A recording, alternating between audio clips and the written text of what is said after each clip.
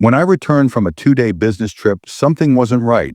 My key didn't fit the front door, not stuck, replaced. My porch resembled a makeover gone wrong. My native plants gone in their place, wilted petunias, and a creepy cement frog grasping a welcome sign. My custom mailbox replaced with a rusty tin box. Initially, I wondered if perhaps I'd gotten to the wrong house, but no, this one belonged to me, just commandeered it. Turns out during my absence, the HOA president took it upon herself to decide my yard wasn't up to the neighborhood standards and took it upon herself to beautify it. No permission, no warning, just a power trip in flip-flops. Ever come back home and feel like a guest in your own home? Drop a comment where you're sitting in on. I need to know if this craziness is national or Harbor Heights only. I'd lived in Harbor Heights for a little over 2 months when I initially encountered Brittany Parker. The morning was perfect, crisp ocean air coming up off the beach below, sunlight reflecting off the Spanish-style white stucco walls of the hillside neighborhood. I was positioning my new document delivery box near my front entrance, a sleek professional appearance installation that coordinated with the house's bronze fixtures as a criminal defense lawyer who handles digital evidence cases. I frequently received sensitive documents that required secure delivery. The box was unobtrusive, coordinated with the appearance of the house, and I'd went through the HOA architectural regulations carefully prior to installation. That's when I heard the unmistakable click of flip-flops against heels coming at a resolute walk. "Excuse me, what in the world do you think you're doing to your frontage?" The voice was brusque with a strained, authoritative tone that seemed incongruous with its owner's looks. I turned and saw a woman in her late 20s, dressed in an ill-matched outfit of designer logo, things that somehow still appeared messy. Her clipboard was adorned with designer stickers, and her phone case had so many rhinestones on it that it appeared like a disco ball. "I'm Albert Calloway, just moved in my last month." I extended my hand, which she glanced at but did not take. "I'm installing a secure document box. It's fully compliant with Section 4.3 of the architectural rules." The woman's eyes widened as she pretended to write down something on her clipboard. "I'm Brittany Parker, Harbor Heights HOA president. That installation interferes with the architectural cohesion of the community. You will have to take it down at once or pay daily fines." She pushed a violation notice in my direction, already completed. I saw she'd checked the fine at $500, and this even appeared too high by California standards. In fact, I responded peacefully, "I've read the guidelines. Carefully document boxes. Those under 18 in height are specifically allowed, provided that they are compatible with current fixtures. I'd be more than happy to point you to the appropriate section as a lawyer." I was accustomed to individuals trying to establish authority that they did not in fact have. Brittany's face had a little flush. "Well, the Architectural Review Committee makes the decision. And as chair of that committee, I'm telling you, this installation doesn't meet our standards. You'll be formally notified in 48 hours. She spun around flip-flops, slapping hard as she strode to the next house. I completed the installation and then photographed documenting compliance with all measurements outlined in the guideline. Something warned me this wouldn't be the last time I'd require documentation. 2 weeks later, I'd gotten a certified letter refusing my retroactive application for the document box. An application I'd never made. The letter instructed removal within 7 days. I wrote a professional response referencing the exact guidelines, included photographs, evidencing compliance, and encased 3 samples of identical boxes on board members' residences, which I had snapped on my morning jog. I delivered my reply in person to the HOA office and asked that it be placed on the agenda for that evening's monthly meeting. I bumped into my neighbor, Martha Donovan, a former school principal whose immaculately groomed garden featuring native coastal flora was the block's envy. "I see you've had your first Brittany encounter," she said, resting against her fence. "She's after your privacy hedge next." I heard her telling Block's landscaping staff at her community views, despite it being obviously below the height limit. Martha's eyes expressed real concern. "You should consider going to Thursday's meeting. She has a history of attacking new homeowners who don't at first fit her idea, particularly professionals like you, who may oppose her authority." The HOA meeting was conducted in the community center that looked out over the beach. The room was half full of residents, most of whom looked at the same time bored and nervous. The universal look of homeowners' concern, that their property values were going to be discussed. Brittany was in charge at the front table, wearing what looked like an effort at business casual that somehow had too much pattern and too many rhinestones on it. When my agenda item came up for consideration, I lay out my argument concisely, highlighting the pertinent guidelines and photographic proof of compliance. Brittany interrupted repeatedly, raising procedural points and finally demanding a vote before discussion was finished, all those voting to require removal of the non-compliant installation at the Callaway residence. 4 hands went up Brittany and 3 board members who hadn't said a word. Those opposed Martha and 2 others raised their hands. Motion passes. The committee will take a closer look with a ruling to be made. In 60 days, Brittany announced already on to the next agenda item. I caught the eye of Martha in the other room. She gave a barely perceptible headshake that strongly conveyed, "This is how it always goes." For the following week, I had installed an integrated documentation system across my property HOA cameras, masquerading as smart home functions, weather sensors, irrigation controls, and lighting equipment as a digital forensics expert. I was aware of the value of detailed notes, and something indicated that I would require it. My doubts were dispelled when Martha visited me one morning. "I believe you should be told," she said softly. "Brittany has a history of inadvertently breaking non-compliant details while conducting inspections 3 months previously. Mrs. Henderson's ornamental window boxes inexplicably fell off and burst while in rounds while the Hendersons were working." I thanked Martha for the alert, then checked into my security system to make sure all zones were engaged. The system had already recorded Brittany taking pictures of my residence from several angles the day before, enjoying morning coffee on my ocean view patio. The next Saturday, my security alerts pinged my phone. Brittany was on the other side of the street pointing towards my house, discussing things with the HOA's landscaping contractor. My directional microphone picked up what she said: "Plainly schedule the emergency landscape correction for Tuesday about 10. His car is gone by 9 every time I was watching the footage when my phone rang. It was the courthouse, Mr. Callaway. We have a serious situation with the Westmore case. The most important witness documents have disappeared, and we require your services in Sacramento right away for urgent document recovery operations." My stomach fell. The Westmore matter was a high-profile tech defense involving millions of dollars, and my professional reputation on the line. "I'll be there within 4 hours." I answered, already thinking about what I had to pack as I went to get ready. An overnight pack my security program beeped again. Motion sensed on my property line. I caught a glance at the live video to find Brittany patrolling the edge of my yard, taking notes on her always-present clipboard. Something cautioned me I'd come back to find more than paperwork waiting on me.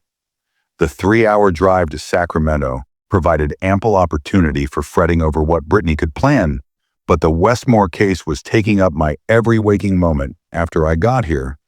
I spent one night and a good portion of the next day piecing together chains of evidence, with the court clerk managing to find the missing documents in a misfiled box of evidence. It was draining, painstaking work, but necessary to preserve the integrity of the case. I was about to head out of the courthouse when my phone buzzed with several security notifications from my home system. The timestamp was 10:14 in the morning, just about when Brittany had instructed the landscaper to arrive. I sat down in a quiet corner of the courthouse lobby and opened up the security feed. The video was of Brittany arriving with a landscaping crew and Jackson Reynolds, a board member I knew from the meeting, who owned the local beachfront restaurant in our area. Brittany's voice came through loud and clear on the audio feed. "As you can see, these non-native species are a serious environmental threat to the coastal watershed. We're invoking the emergency remediation clause in Section 12 to eradicate them and replace with approved species." Jackson looked out of place. "Shouldn't we have warned him first? The emergency clause is actually for urgent safety matters." Brittany's derisive laugh caused my jaw to tighten. "Jackson, you'd like your patio permit renewal to proceed without a hitch next month, correct? This is obviously within our jurisdiction. Further, I sent an email notice this morning." She turned to the landscaping crew. "Take everything out of this front bed, including those awful privacy hedges, replaced with the approved plants we've brought." I watched in shock as the crew started systematically pulling up the precisely curated local plants I had put in just a few weeks before. I immediately contacted Martha, who verified the landscaping vans were positioned in front of my house. Then I sent a formal cease and desist letter to the whole board, only to get an automated out-of-office reply from Brittany. My call to the local sheriff was similarly futile.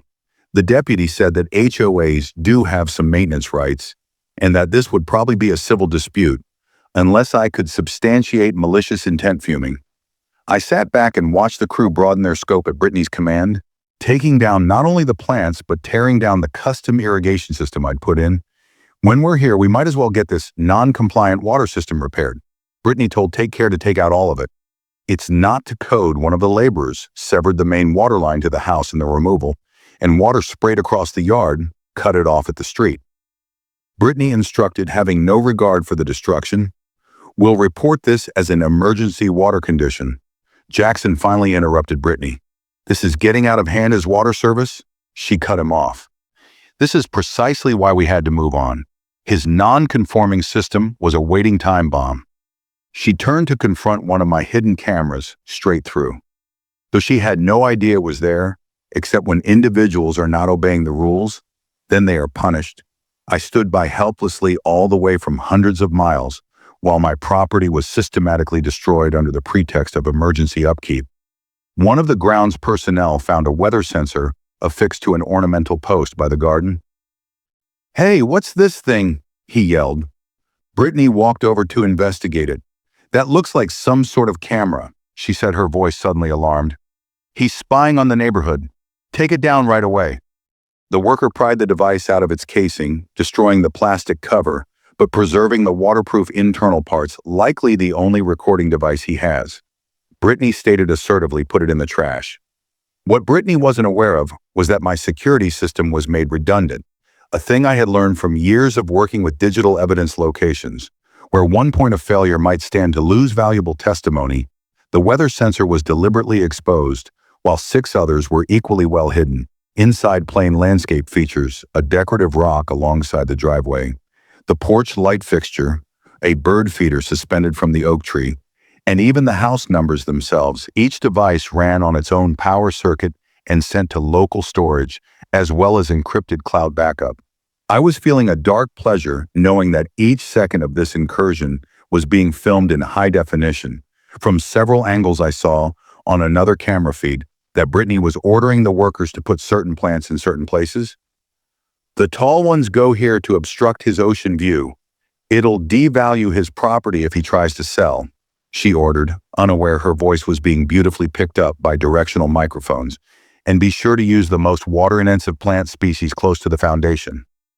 When his water bill goes through the roof, he'll have a new reason to regret messing with me." This kind of deliberate wickedness went far beyond normal HOA abuse. As I kept observing, I saw Brittany snapping pictures of the damage, meticulously setting up each shot. She seemed to be making a video, at one time talking directly into the camera, with dramatic gestures towards my property. I didn't know what she was saying, but her performative stance indicated this wasn't entirely about HOA compliance. This was material for her social media sites, using my property as the backdrop for whatever story she was building for her crew. One of the landscapers, a young guy who was looking more and more uncomfortable with the whole thing, came over to Jackson.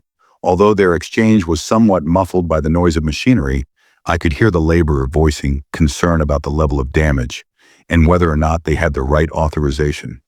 Jackson hesitated, looking between the laborer and Brittany, who was now overseeing another team member, to cut down a little tree I'd planted to honor my dad's death last year. A tree that complied fully with all landscaping regulations and meant a great deal personally. Little did she know that 6 other cameras had recorded the whole event from several directions, safely broadcasting everything to cloud storage. I was going to call my insurance provider when I was sent another notice. The water to my whole property had been shut off entirely at the street level with the HOA emergency override key. While this was technically within their jurisdiction for true emergencies, such as flood, using it in a created situation was a definite abuse of authority. Thankfully, my security system's backup power kicked in, ensuring I wouldn't lose surveillance as the crew packed up, leaving my front yard resembling a disaster zone. Brittany's voice echoed through one last time. "Let's see how well his pretty sprinklers do." Now maybe he'll finally get it who really runs this neighborhood. I found myself feeling something I didn't often experience in the courtroom, a mix of furious helplessness and absolute certainty that I was dealing with someone who was going to need to be shut down. I spent the remainder of the day taking notes and studying HOA law, getting my court duty done, while when I began driving home the next morning, I had the outline for a plan. Brittany Parker had simply unleashed war against the wrong attorney. I got home early afternoon to discover my property changed in the worst possible manner. The nicely planned native garden once that had adorned my front yard was replaced with generic water-hungry ornamentals, half-heartedly planted about a gaudy HOA, approved sign, Harbor Heights, a premier coastal community.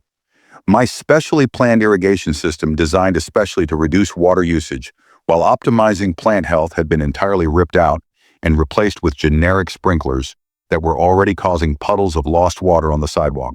Most alarming, I had no water to the house whatsoever.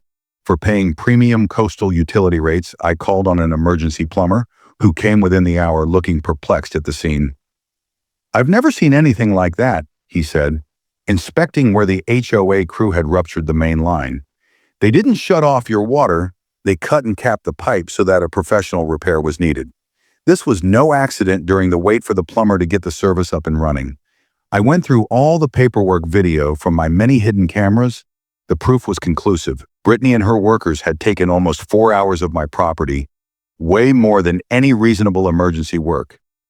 The video recorded Brittany instructing workers to move beyond the front yard landscaping, with insulting remarks on my job and preference with a long selfie pole to take pictures through my office window, calling the nursery to order custom replacement plants at overpriced prices, and negotiating how to charge me for the emergency remediation services in one rather appalling clip she is heard uttering, "My followers expect a perfect coastal aesthetic. How am I supposed to create content with eyes like his modern touches, ruining the background this guy thinks because he's some hotshot lawyer? He can just disregard the rules, but he's going to learn who operates this community." The more that I observed, the clearer it was that this wasn't just about HOA rules. This was personal to Brittany, a campaign to establish control and eradicate anything that wasn't consistent with her carefully managed image of Harbor Heights. By the time my plumber restored my water service, I had amassed hours of evidence chronicling blatant violations of HOA protocols, property damage, invasion of privacy, and possible financial malfeasances. There were notice of violations placed on my front door concerning the document box side gate, in spite of being original to the house deck railing shade variation less than 10% from approved shade, and driveway oil spot from delivery truck. A complete evaluation. $8,900 to be paid within 14 days or lien proceedings would commence further. A special fee for emergency landscaping services had already been added to my HOA portal for an additional $3,400 for the vandalization of my own property as a criminal defense attorney with expertise in digital evidence. I'd spent years constructing a career on systematically documenting facts and constructing unbreakable cases. What had transpired here wasn't a minor HOA issue. It was a systemic abuse of authority that hurt not only me, but possibly many others in the neighborhood. I was about to call the HOA's management firm when Martha came to my door with coffee and condolences. This is not the first time she said, taking in the destruction, recall Mrs. Simmons' memorial garden for her deceased husband Brittany had it bulldozed while she was staying with her sister one weekend, alleging it broke some esoteric water limit policy. Martha introduced me to her daughter Valerie, who had joined her. Valerie is the county environmental compliance officer. Martha explained she may have some information regarding Brittany's complaint. Regarding watershed dangers, Valerie took a professional interest in surveying my ruined garden around my here nonsense. Your native species were actually good for the coastal environment. If anything, these new water-conscious ornamentals they put in break. County regulations for drought-resistant gardening in coastal areas. She pressed a business card on me. I'd be glad to make a formal evaluation if it's needed as they were departing. Martha turned around one last time. "Last piece of information, Albert, you ought to know. Brittany's been flashing individuals' photos of something she snapped through your office window. She's informing board members it's proof you're operating a commercial business out of your house in defiance of residential zoning. My blood froze. The case files on my desk contained confidential client data pertaining to the Westmore trial. Privileged information that could compromise my case and my professional reputation if released improperly. I thanked Martha and Valerie, then phoned my senior partner at once to tell him what was going on. During the call, I overheard voices from the yard next door through my security feed and could see Brittany having an impromptu beautification committee meeting, displaying before and after pictures of my property to a few neighbors.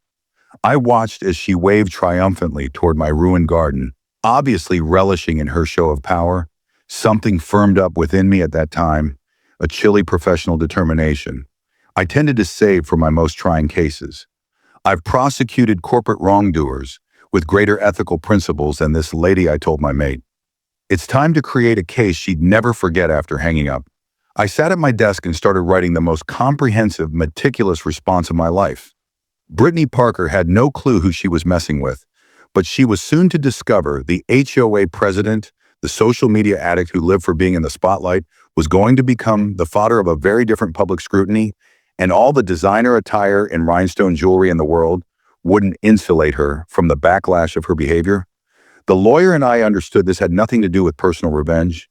It had everything to do with addressing a cycle of abuse that impacted an entire community. The homeowner and I just wanted justice. The next day, I started a systematic legal analysis of Harbor Heights governing documents with the same meticulous care.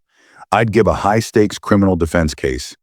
The HOA bylaws, covenants, conditions, and restrictions, architectural guidelines, and board meeting minutes for the last 2 years were scattered all over my dining room table as I recognized several procedural violations in Brittany's behavior. The emergency remediation clause, she had invoked necessary documented environmental threats and 7-day notice except for immediate safety concerns. Water shutoff authority was specifically restricted to actual leaks or flood threat. Most damning of all, the HOA's own privacy policy directly forbade photography of private property, interiors, a rule Brittany had flagrantly disobeyed. When photographing my office, I developed an extensive legal brief with time-stamped video, arranging the evidence chronologically and by violation type. The money side of it was especially disturbing. The nursery that provided the replacement shrubs belonged to Brittany's cousin, with invoices priced 200% over market rate. The same trend continued when I looked over previous emergency landscaping measures, always with the same supplier, always at premium prices, always directed at new homeowners or those who had pushed back against Brittany's control. In some manner, Martha invited me for coffee in the morning with some of the other residents of Harbor Heights, who had also been treated similarly. The Hendersons, a young family with 2 young children, had been charged over $4,000 for unauthorized window boxes that had predated Brittany's presidency. Dr. Simmons, a retired marine biologist, presented me with evidence of fines she had received for having solar panels installed, in spite of California state legislation openly safeguarding homeowners' rights to renewable energy installations. The Washington family had been threatened with a daily fine since their children's beach toys could be seen from the street. Each case was similar to the pattern: arbitrary enforcement, excessive fines, and retaliatory escalation. If the homeowner objected to Brittany's authority, we had an informal alliance sharing records of selective enforcement and talking through possible approaches. Valerie gave great input on real coastal environmental laws. Verifying my landscaping had been in complete compliance, and Brittany's watershed risk assertion was completely made up, if anything. Valerie pointed out the HOA-approved landscaping techniques are, in fact, in contravention of many county water-saving regulations. I'm amazed nobody ever reported them before the pieces were falling into. Location. When my phone buzzed with a notification of an incoming email, it was a certified letter stating there would be an HOA emergency meeting the next morning to address my unsafe, non-compliant water structures and unauthorized recording equipment. I had anticipated escalation, but not this soon. A second email came minutes later. A formal complaint was lodged against me, with the state bar claiming I was employing legal intimidation in volunteer board members and running a commercial business from a residential property.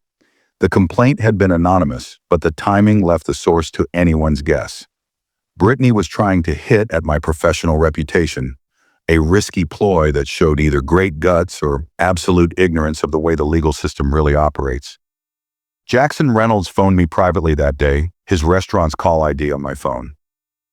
"Look, I'm not supposed to be speaking with you," he started getting agitated. "But events have moved beyond, and Brittany's been spending HOA money on personal items, under the pretense that they are community enhancements that somehow always accrue to property nearby hers or property belonging to her friends. I have raised the accounting in question twice, and both times threatened to make my business permit complicated." Jackson's data validated my concerns regarding finance. Improprieties adding a new element to the case I was developing. I thanked him for speaking out and reassured him his information would be held in confidence.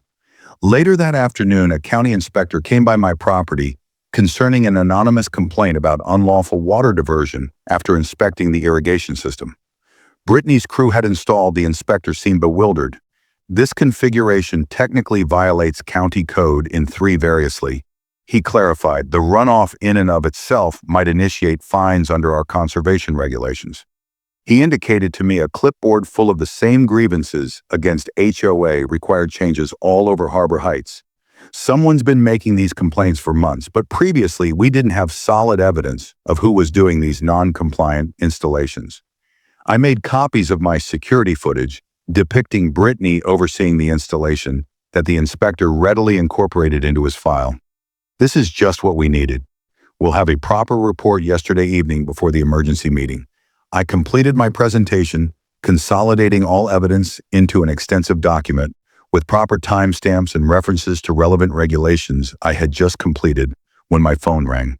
With a security warning, the live feed displayed Brittany and the landscaper on my property at dawn, frantically trying to repair the irrigation problems. Prior to the county's second inspection, I observed coffee in hand while they labored in mounting desperation, replacing pieces of the system they had only installed a few days prior.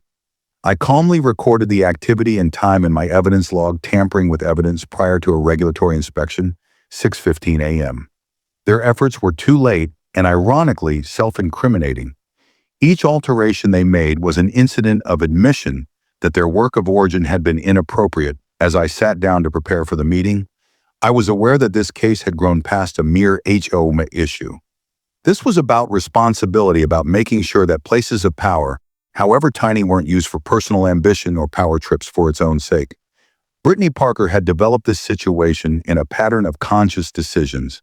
Now she would have to live with the repercussions of said actions, chronicled in high definition. From several angles, the Harbor Heights Community Center was surprisingly busy for 8:30 in the morning.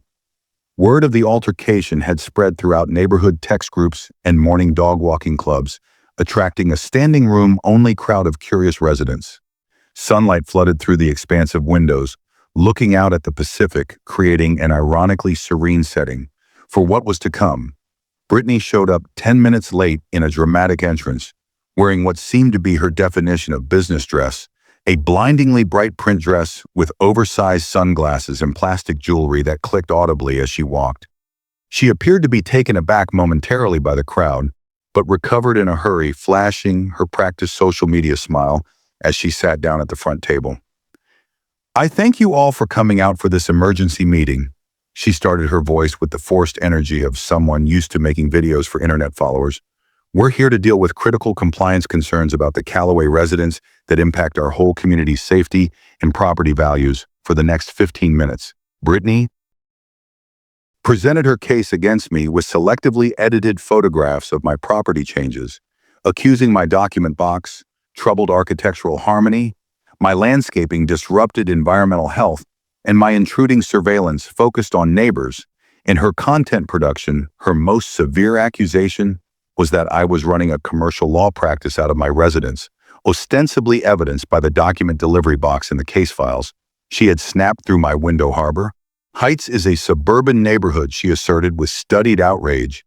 We cannot let commercial businesses lower our property values and alter the character of our community. During her entire presentation, Brittany interrupted herself to call for procedural votes from the board members present, trying to restrict time for discussion and adopt rules overtly aimed at keeping me giving a full answer when she finally granted me the right to speak.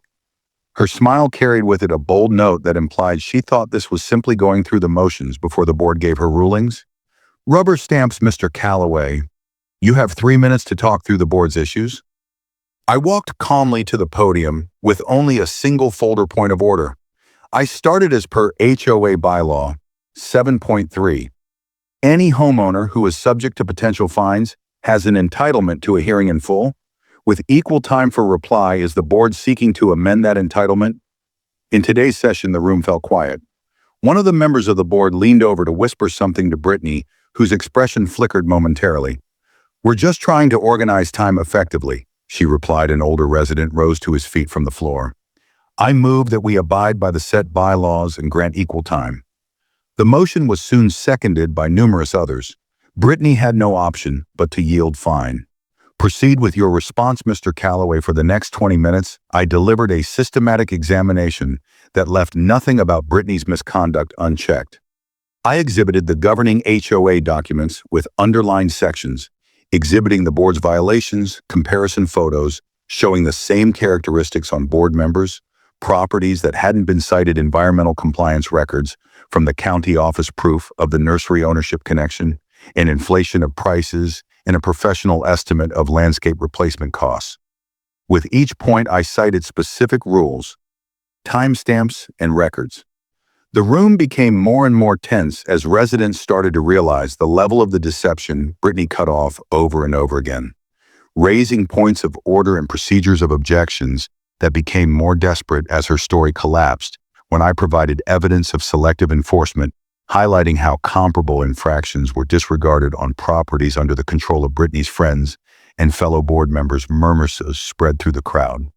Jackson Reynolds, who had remained quiet up to this point, suddenly addressed me. "I can verify that proper protocol hasn't been used in most of these enforcement actions. As treasurer, I've questioned some of the financial decisions that weren't adequately documented." Brittany looked at him with wide eyes of betrayal.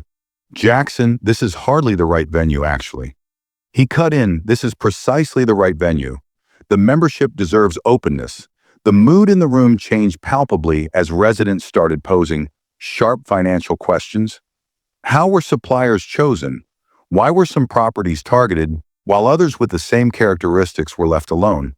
Who approved emergency measures without plenipotentiary board endorsement? Brittany's answers became more agitated and contradictory when trapped on the nursery link. She professed ignorance despite email proof indicating she had specifically ordered plants from her cousin's business. When asked about taking pictures through my window, she maintains it was accessible from public property, in spite of obvious proof she had taken an extended selfie stick from my private yard because her position was weakened. Brittany made a frantic power move. These claims are groundless attempts to deflect from the issues. The board really has emergency powers to deal with non-compliance. And I move we act immediately, approve the special assessment against the Calloway property for willful destruction of landscapes and water system tampering and legal fees. She called a vote before discussion could proceed further. All in favor. 3 hands were raised. Brittany's and 2 board members, who grew more and more uncomfortable. Motion carries. She announced in a rush assessment approved with expedited collection process. I stood calmly holding up a single sheet of paper that had just been delivered to me via text message before this vote is recorded. I'd like to enter into the record this morning's county inspection report received 30 minutes ago, and I believe the environmental compliance officer who signed it is actually present today. Heads turned to see Valerie standing respectfully by the door. In her county official uniform, Brittany's face went white as she saw the trap. The emergency meeting she had called to solidify her position had become instead the stage for her public reckoning. Valerie advanced her county official badge, prominently displayed on her uniform. "Good morning, my name is Valerie Winters, Environmental Compliance Officer for the county. I'm here because our office has had received several complaints about non-compliant landscaping changes in Harbor Heights." Brittany tried to adjourn the meeting straight away, but Valerie cooperatively went on, "As this issue is being dealt with already, I believe it would be best if everyone had an idea of regulatory findings, instead of having to find time for a different community. Explained that an investigation had noted several violations of coastal protection regulations by HOA required landscaping modifications, most of which had apparently been done without the necessary permits or environmental studies. The latest instance at the Calloway home is especially troubling. She said native species that are healthy for the coastal ecosystem were uprooted and planted with non-native ornamentals that technically contravene county water conservation standards. Brittany tried to interrupt, but Valerie peacefully raised her hand. The county will be serving formal notices about required remediation. I must also mention that our office has records that these measures were taken, despite the homeowner having completely compliant landscaping before HOA action.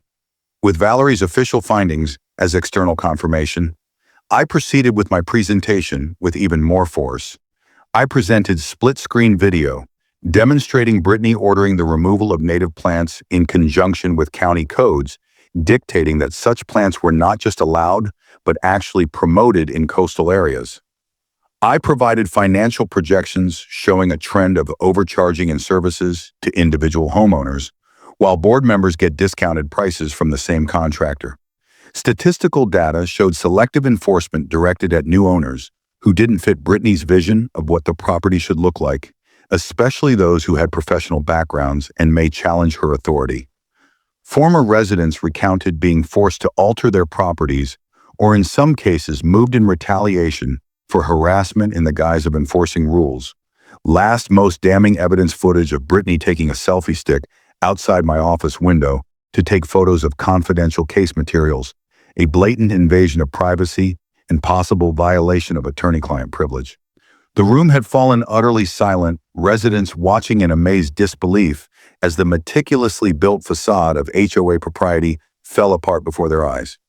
Jackson, evidently shaken by the evidence, openly distanced himself from the activities of the board as treasurer. I was not informed about many of these choices. I officially moved that we hire an independent financial audit to be conducted by a neutral third party. The motion was quickly seconded by several residents.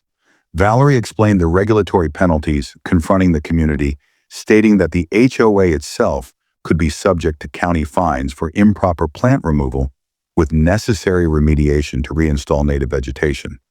Most troubling for the board members was her discussion of personal liability. Board members who approved these non-regulatory changes might be held personally liable for fines if it is found they knowingly broke environmental law. I handed her a formal letter calling for immediate removal of all fines and special assessments against my property, written apology of violations, payment for landscape damage and plumbing repair, and Brittany's departure from the board. Brittany backed into a corner, but fighting nonetheless tried to brush off the evidence as sophisticated intimidation from a person familiar with legal loopholes. She appealed to the residents with battled practice indignation. This is precisely why we need strict enforcement individuals, such as Mr. Calloway, feel free to utilize their professional abilities to intimidate volunteer board members who are merely attempting to uphold our community standards. Her try to take the high moral ground may have succeeded in a video on the web, but in the teeth of irrefutable evidence and escalating community outrage. It failed when I broke the morning's footage of Brittany trying to repair infractions. Prior to the county inspection, residents responded with audible revulsion, demands for emergency board elections, and full financial audits increased. Brittany, realizing she was losing grip, wholly made a last-ditch effort to change topic. If Mr. Calloway is such a stickler for rules and privacy, perhaps he should account for why confidential client documents were clearly visible in his windows. I have photographic proof raising serious ethical concerns about his management of case information. The room went silent at this straightforward assault on my professional integrity. She smiled victoriously, thinking she'd finally gotten some leverage. Instead, she had walked straight into my ultimate trap. "Thank you, Miss Parker," I replied with calm as a judge, "for openly confessing to knowingly monitoring confidential attorney-client privilege documents. For the record to everyone in attendance, photographing confidential legal documents is not only an HOA infraction, but perhaps a criminal invasion of privacy and interference with privileged communications. I appreciate your admission, which will be especially pertinent to my company's ethics board and maybe to the district attorney's office." Brittany's face went blank with horror when she knew what she'd done. Valerie moved forward once more to go on presenting the county's official report, but the meeting was already in chaos as homeowners demanded immediate financial disclosure, and board ouster, the HOA president, who had dominated through intimidation and proceduralism, had finally overplayed her hand to bring about her own destruction via the very public attention she had always desired, just not in the manner she had envisioned. As the meeting descended into procedural disarray, with motions being called on every side, I sat quietly collecting my things. The case had been laid out. The proof was irrefutable, and the community itself was now calling for accountability.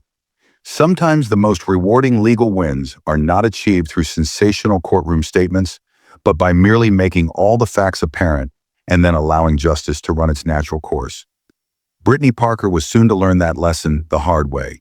2 weeks hence, I organized a morning coffee party on my newly refreshed deck facing the Pacific. Martha contributed her world-famous blueberry muffins, Valerie gave reports on the county's rulemaking process, and Jackson, who had stepped down from the board the day of the emergency meeting, described how Brittany had manipulated HOA procedures for years. The morning sun shone brightly over the water as we talked about the incredible changes that had swept through Harbor Heights. The independent audit is uncovering financial irregularities dating back at least 18 months. Jackson described the relief in his voice. Brittany controlled all through procedural gimmicks, scheduling key votes when opposition members were not present, forming subcommittees with extraordinary powers, invoking emergency provisions to circumvent regular approval procedures, and totally dominating information flow to board members.